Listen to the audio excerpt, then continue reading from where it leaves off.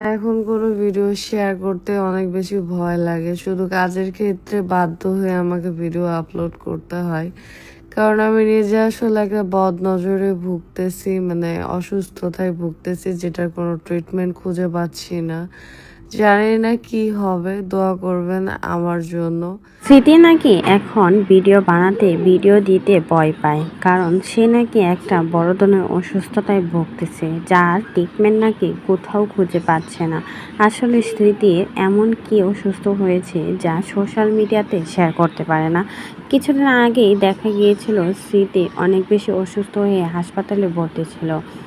তবে তাকে দেখতে পর্যন্ত আসে নাই ফারহানা বিথি, যার সাথে এত ভালো সম্পর্ক ছিল, ছোট থেকে বড় হয়েছে ফারহানা বিথি আর স্মৃতি একসাথে।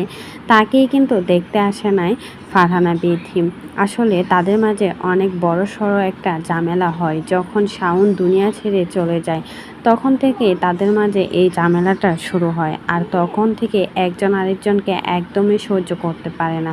আর তার জন্যই কিন্তু ফারহানা বিথি একবারের জন্যও কিন্তু স্মৃতিকে দেখতে আসে নাই। তবে স্মৃতি কিন্তু কয়েকদিন পর পর অসুস্থ হয়ে হাসপাতালে ভর্তি থাকে। তবে এখন পর্যন্ত সে কোনো কিছুই ক্লিয়ার করে নাই আসলে তার কি এমন হয়েছে বা কিসের জন্য হাসপাতালে ভর্তি হয় বা হাসপাতালে ভর্তি হয়ে থাকতে হয়। বাপ্পি গিয়েছে বিদেশ, আর সেখান থেকে ফিরে আসে নাই এখনও। তাদের বিয়ের প্রোগ্রামটা এখনও করতে পারে নাই। তার শ্বশুর শাশুড়ি আসলে তারপর নাকি বিয়ের প্রোগ্রাম করবে, এমনটাই কিন্তু বলেছিল স্মৃতি। আসলেই কি এখন পর্যন্ত তাদের বিয়ের প্রোগ্রামটা হবে? কিছুদিন আগে দেখা যায় বাপ্পিকে ভীষণ একটা স্ট্যাটাস দিতে, যেখানে লিখেছে, হয়তো ধরো নাই তো আমাকে ছাড়ো, এরকম যন্ত্রণা দিয়ে আমাকে আর সহ্য করতে পারছি না।